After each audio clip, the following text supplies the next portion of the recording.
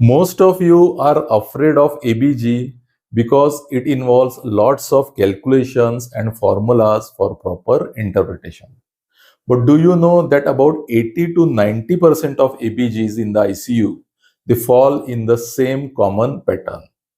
And in today's video, I am going to tell you what are the 5 common ABG patterns in the ICU and how you can recognize them so that you could diagnose most of the clinical conditions. Today's video is not the replacement for the proper step-by-step approach to the ABG, but it will give you a quick overlook or a quick understanding of what is going on in your patient. So friends, today's video is very important.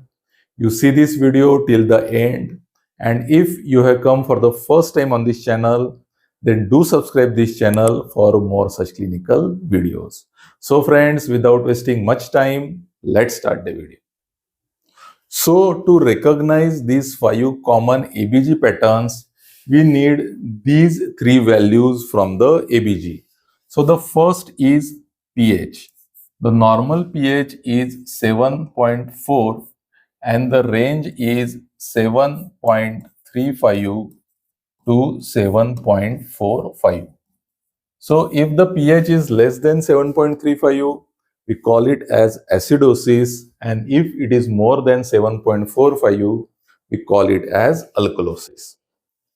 Now the second value that we require is PaCO2. The normal value is 40 and the range is 35 to 45. Now if the value is less than 35, then we call it as respiratory alkalosis, and if it is more than 45, then we call it as respiratory acidosis. And the third value that we require is HCO3 or bicarbonate, and the normal value is 24 and the range is 22 to 26. So if the value is less than 22, we call it as metabolic acidosis, and if it is more than 26, we call it as metabolic alkalosis.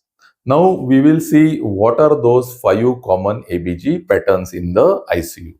So the first pattern is this: acute respiratory acidosis. Now here you can see that the pH is 7.25, that means it is acidosis, and the PaCO2 is 70, that is it is more than 45. So this is respiratory acidosis. Here we are not going to calculate the compensation and all other things. We are going to keep it simple. So this is acute respiratory acidosis. And what is the meaning of this ABG? It means that the patient is breathing less, or in other words, there is hypoventilation. And in which conditions we see this hypoventilation? So the first is COPD exacerbation. Second is severe asthma. Third is neuromuscular weakness like myasthenia gravis, etc. Or in certain drug overdoses, especially the opioids, and inadequate ventilatory settings. If the minute ventilation on the ventilatory settings is not proper, then also you can get acute respiratory acidosis. And this was our first ABG pattern.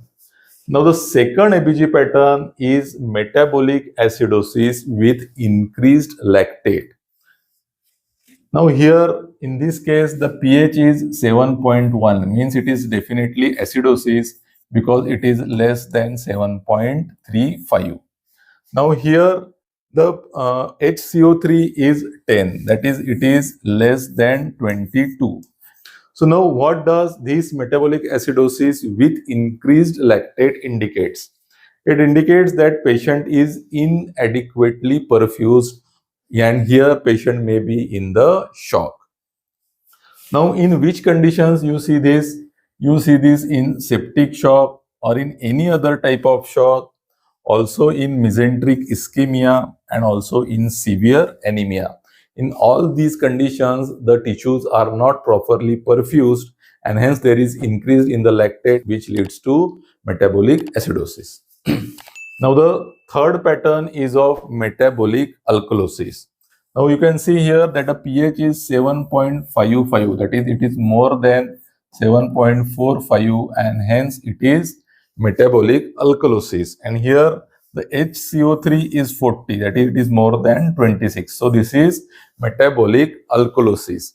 Now what is the what this type of ABG indicates?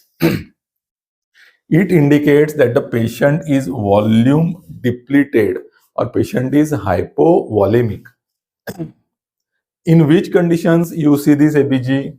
You see this if the patient is on loop diuretics, or if there is persistent vomiting, or if there is increased nasogastric suction, or in hyperaldosteronism.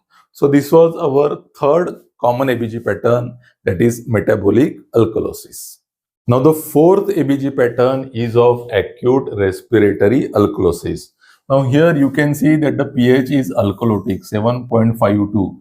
That is, it is more than 7.45. And here the PCO2 is 25. That is, it is less than 35. So this is acute respiratory alkalosis. And what it indicates? It indicates that patient is breathing very fast, or in other words, patient is hyperventilation. And in which conditions you can get this ABG? So if the patient is in pain, or patient is very anxious, in pulmonary embolism also patient breathes very fast, and also in early sepsis and hypoxemia. In all these conditions, you can get this ABG pattern of acute respiratory alkalosis. And the fifth ABG pattern, it's a mixed disorder, that is, it is mixed acidosis. And the ABG can be like this. Here now you can see that it is acidosis 7.05. Here now bicarb R12, that is, it is less than 22, and the PCO2 is 60, that is, it is more than 45. Sometimes you may not get so obvious ABG in the ICU. Here clearly you can see that there is respiratory acidosis as well as metabolic acidosis. And sometimes you may need some calculation in recognizing this type of ABG. Now in which conditions or what this ABG indicates? It indicates that patient is critically ill. Patient is very much ill because he has both type of acidosis. And where you see this in patient of septic shock with respiratory failure, in patients after cardiac arrest, multi-organ dysfunction, and severe ARDS. As you can see, in all these conditions, patient is critically ill.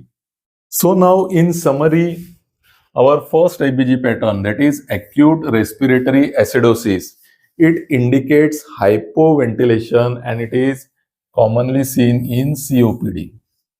Then our second ABG, that is metabolic acidosis, it is seen in septic shock, and here it indicates that the patient is inadequately perfused.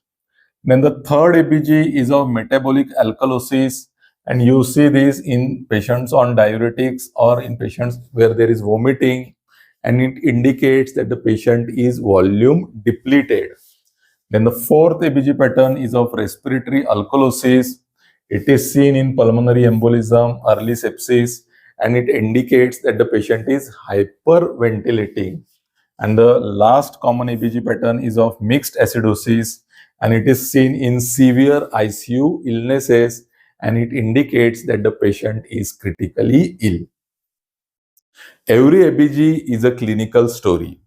pH tells us if the patient is winning or losing. PCO2 tells us about the ventilation, and the bicarbonate, it tells us about the metabolism. And together, these three tells us the total clinical picture of our patient. And again, I would like to tell you that what I have told you today is not the replacement for the detailed step-by-step assessment of the ABG report, but it can give you a quick view of what is happening in your patient.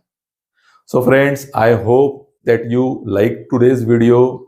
If you found today's video helpful, give it a like, share with your friends, and if you have come for the first time on this channel, then do subscribe this channel for more such clinical videos. See you in the next video. Till then, thank you.